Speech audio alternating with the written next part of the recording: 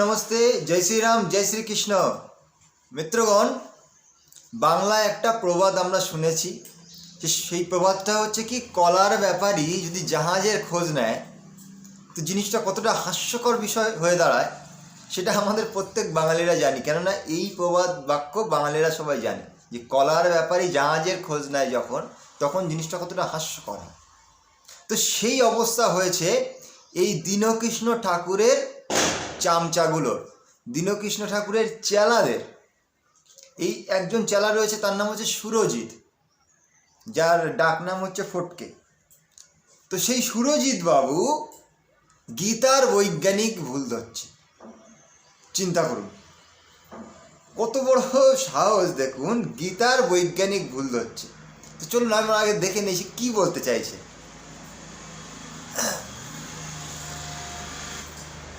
বায়ু শূন্য স্থানে কোনোদিন আগুন জ্বলতে পারে না, এটা আপনিও জানেন, আমিও জানি। অক্সিজেনের অভাব পায়। কিন্তু গীতা অন্য কথা বলছে। আপনারা জানেন গীতা অনেক রয়েছে, অজস্র, অসংখ্য। কিন্তু তার মধ্যে সবচেয়ে জনপ্রিয়, যেটা দেশে বিদেশে সবচেয়ে বেশি মানুষ পছন্দ করে, সেটা হলো শ্রীল প্রভুপাদের শ্রীমদ্ ভাগবত গীতা যথাযথ। আপনারা অন্য গীতা থেকেও এটা ক্রস চেক করতে পারেন। অধ্যায় 6 ধ্যানযোগ 19 নম্বর শ্লোক, যেখানে বলা হচ্ছে বায়ু শূন্য স্থানে দীপশিখা যেমন কম্পিত হয় না, চিত্তবৃত্তির নিরত অভ্যাসকারী যোগীর চিত্ত তেমনি ভাবেই বিচলিত থাকে। তাহলে কত বড় বৈজ্ঞানিক ভুল একবার ভাবুন।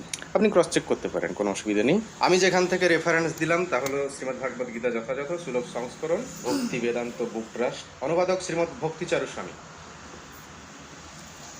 এই হচ্ছে ব্যাপার। গীতার অনেক বড় বৈজ্ঞানিক ভুল বের করে দেখিয়েছেন বর্তমান মহাবিজ্ঞানী, এই যে দীনকৃষ্ণ ঠাকুর নামক যে বিজ্ঞানী, তার এক চালা সুরজিৎ। তো এই সুরজিৎ বাবু, আপনাকে আমার ওপেন চ্যালেঞ্জ, আর আমার চ্যালেঞ্জ একটু কড়া হয়ে যায় আপনাদের, যার কারণে ওই আপনার গুরু যে দীনকৃষ্ণ ঠাকুরকে ওই চ্যালেঞ্জ ছেড়ে, ওই চ্যালেঞ্জের যে ভূত মাথার থেকে নেমে গিয়ে তাকে আবার উত্তরাখণ্ডে পালিয়ে যেতে হয়েছিল এখান থেকে 8 মাস আগে, তাই না? তো আমাদের আর্য সমাজের চ্যালেঞ্জ যখন পড়ে, খুব ডোজটা একটু বেশি পড়ে যায়। তো সেই জিনিসটাই এখন এবার আপনার ওপরে পড়তে চলেছে। আপনার যদি দম থাকে, যদি মায়ের দুধ খেয়ে থাকে, তো আপনাকে আমি ওপেন চ্যালেঞ্জ জানাচ্ছি ঠিক এই গীতার এই শ্লোকের ওপরেই ডিবেট করার জন্য। ভাই, বিজ্ঞান শেখাচ্ছ আমাদেরকে, বৈদিকদেরকে বিজ্ঞান শেখাচ্ছ, বিজ্ঞানের সূত্রপাত যারা করেছে তাদেরকে বিজ্ঞান শেখাচ্ছ।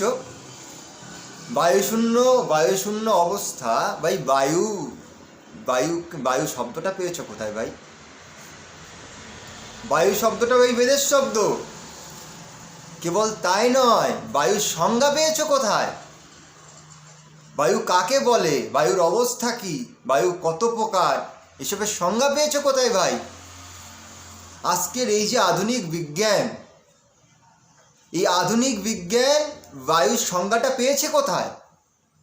অর্থাৎ বায়ু কি, বায়ুর বিষয়ে বিস্তারিত ব্যাখ্যা কেবলমাত্র বেদের মধ্যে করা রয়েছে। তাহলে বৈদিক শাস্ত্রে যারা বৈদিক, তারা বায়ু সম্পর্কে দুনিয়াকে জানিয়েছে যে বায়ু এই জিনিস, অগ্নি এই জিনিস, জল এই জিনিস। ভাই, তাদেরকে তুমি শেখাতে আসছো, যে বৈজ্ঞানিক ভুল গীতাতে। তো তোমাকে কেন, তোমার যে 14 গোষ্ঠী যে এই যে ধর্মপিতা তৈরি করেছো না, এই দীনকৃষ্ণ কিংবা দীনকৃষ্ণের বাবা শরদিন্দু, এইভাবে যে লিস্ট তৈরি করেছো, সমস্ত বাবাদেরকে আমার ওপেন চ্যালেঞ্জ, যদি দম থাকে এই এক পবিত্র কুমার আর্যের সঙ্গে বসো। যদি হাওয়া বের করে না দিতে পারি, আমি আর মুখ দেখাবো না। আমি ইউটিউব চ্যানেল, ফেসবুক সব বন্ধ করে দেবো, আমি গ্যারান্টি দিলাম, ওপেন চ্যালেঞ্জ দিলাম ভাই। আসো, তো চলো আমরা একটু দেখে নিই যে সে বৈজ্ঞানিক ভুল দেখিয়েছে কোথা থেকে। এই গীতা থেকে দেখিয়েছে। ওই গীতাতে 6ষ্ঠ অধ্যায়ের 19 নম্বর শ্লোক। তো এখানে কি বলা হয়েছে দেখুন, বায়ুশূন্য স্থানে দীপশিখা যেমন কম্পিত হয় না, চিত্তবৃত্তির নিরোধ অভ্যাসকারী যোগীর চিত্ত তেমনি অবিচলিত থাকে। আচ্ছা, বাতাস, তারপরে তাৎপর্য লিখেছেন দেখুন, বাতাস না থাকলে দীপশিখা যেমন স্থিরভাবে জ্বলে, সর্বতোভাবে পরম ব্রহ্মের চিন্তায় ধ্যানস্থ হয়ে আছেন যে ভক্ত, তার চিত্ত সেই দীপশিখার মতো স্থির ও নিশ্চল। তো এর অর্থটা কি দাঁড়ালো? এর অর্থটা কি দাঁড়ালো? এইসব বোঝার মতো যদি তোমাদের ক্ষমতা থাকতো তো তোমরা আজকে জয় ভীম করতে ভাই। তোমাদের যদি মাথায় মস্তিষ্ক বলে কিছু থাকতো তোমরা জয় ভীম করতে। তোমরা ওই জয় ভীমের যে গুলিটা খেয়েছো, তো তোমরা ভাই যোগ সাধনার বিষয়ে কি করে বুঝবে, তাই না? তোমাদের না কোনো সূক্ষ্ম চিন্তা রয়েছে, না কোনো সভ্যতাপূর্ণ কোনো আচরণ রয়েছে, কিচ্ছু নেই। তোমরা ভাই এখানে যোগ সাধনার কথা বলা হচ্ছে। তো যোগ সাধনার কথা এখানে কিভাবে বলা হচ্ছে? এখানে আমাদের যে বৈদিক শাস্ত্রে যে বাণীগুলো দেওয়া হয়, যে কথাগুলো বলা হয়, তার অনেকগুলো স্টেপ রয়েছে। সূক্ষ্ম, স্থূল, এরকম বিভিন্ন ধরনে বলা হয়। তো এখানে যে বায়ু শূন্য বা যেখানে বাতাস নেই মানে কি? বাতাস নেই মানে বয়ে চলা বাতাস নেই, সেই কথা বলা হচ্ছে। কেননা এখানে পরিষ্কার লেখা আছে দেখুন, যে বায়ু শূন্য স্থানে দীপশিখা যেমন কম্পিত হয় না। এর দ্বারা কি বোঝা গেল? এর দ্বারা বোঝা গেল দীপশিখা কম্পিত হয় কোন বায়ুতে? বয়ে চলা বায়ুতে। তাহলে যে জায়গাতে মনে করুন এমন একটা ঘরের মধ্যে যেখানে মানে বায়ু বয়ে চলছে না, প্রত্যেক জায়গাতে যেমন বায়ু রয়েছে কিন্তু প্রত্যেক জায়গায় বয়ে চলা বায়ু নেই। যেমন যদি আমাদের এই মুহূর্তে ঝড় আসে তো আমাদের গাছের পাতা উড়ে বেরিয়ে যাবে। যদি ঝড় না আসে, মনে করুন ঝড় নেই, কিচ্ছু নেই, কোনো গাছের পাতা নড়ছে না, এর মানে কি ওখানে বায়ু নেই? ভাই বায়ু সম্পর্কে শেখাচ্ছ আমাদেরকে? মনে করো গাছের পাতা নড়ছে না, কিছু নড়ছে না, সব কিছু স্টপ হয়ে রয়েছে, এর মানে কি বায়ু নেই হলো? তাহলে এখানে বলা হচ্ছে যে দীপশিখা যেমন কম্পিত হয় না, তার মানে এখানে কোন বায়ুর কথা বলা হচ্ছে? ভাই এ তো যোগ সাধনার বিষয়, এসব তোমাদের মাথায় ঢুকবে কি করে? এখানে মনকে স্থির করার জন্যে উদাহরণ, উপমা দেওয়া হচ্ছে। তো সেই উপমা কীভাবে দেওয়া হচ্ছে?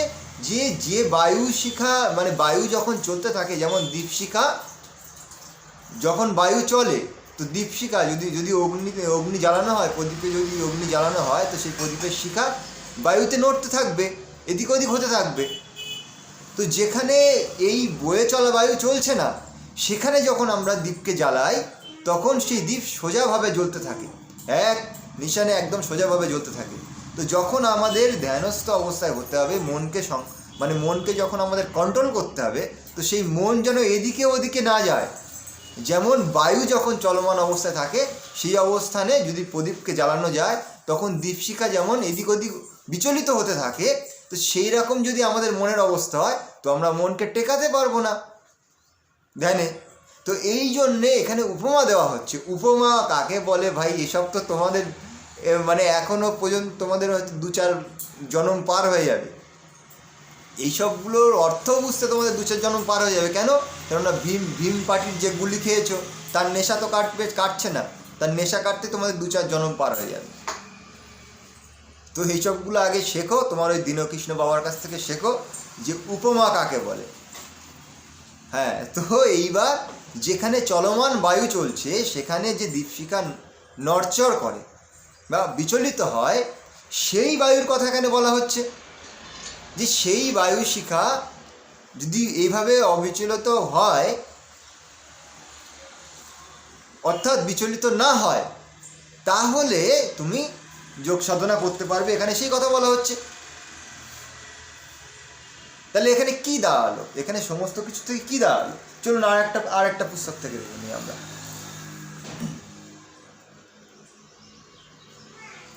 দেখুন, যথার্থ গীতা, অর্গরানন্দজি, স্বামী শ্রী অর্গরানন্দজি, দেখুন এনার গীতাও অত্যন্ত ফেমাস গীতা।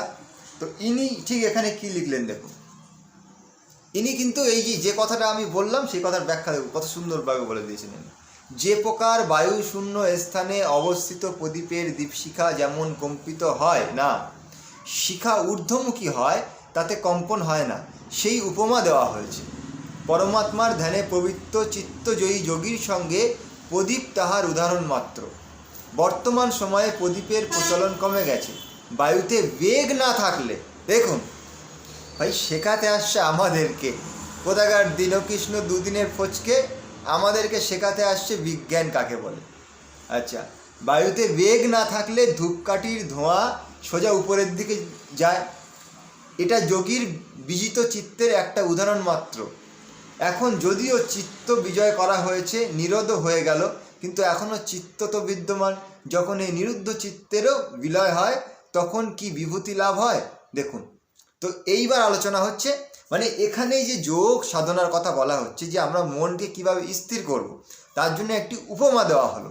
তো সেই উপমা যখন দেওয়া হয় তখন সাধারণ ভাষায় দেওয়া হয়, সেই উপমা সম্পর্কে জানতে হবে, বুঝতে হবে। হঠাৎ করে এক জায়গা থেকে একটা কথা তুলে দিয়ে কিছু জানে না, বোঝে না, কিছুই জানে না, কিছুই বোঝে না, সামনে আসলে হাওয়া বেরিয়ে যাবে। চ্যালেঞ্জ দিয়ে যাচ্ছে 8 মাস ধরে, সামনে আসার ক্ষমতা নেই।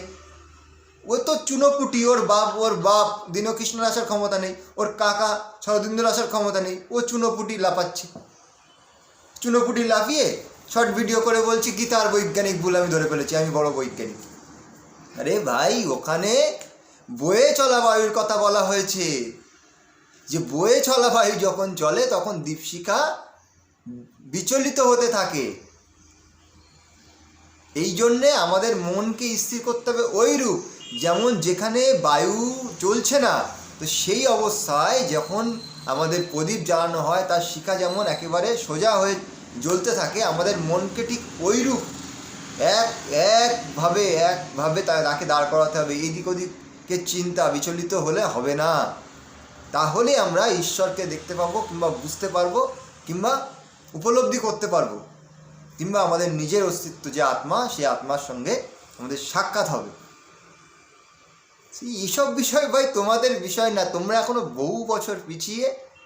তোমরা এখন মানে আগে শুদ্ধি করো, আগে খাওয়া দাওয়া চলন বলন এসবে শুদ্ধি করো, তারপরে ভাই যোগ সাধনার উপরে কথা বলতে এসো। এর আগে তোমাদের সেই যোগ্যতা এখনো হয়নি। আর যদি বলো হয়েছে, আর তোমার যে বাপ যদি বলে তার বিশাল বড় পণ্ডিত, তো ওপেন চ্যালেঞ্জ ভাই, এসো শাস্ত্রার্থ করো আমার সঙ্গে। পবিত্র কুমার আর্য তোমাদেরকে ওপেন চ্যালেঞ্জ দিচ্ছে, এসো শাস্ত্রার্থ করো আমার সঙ্গে।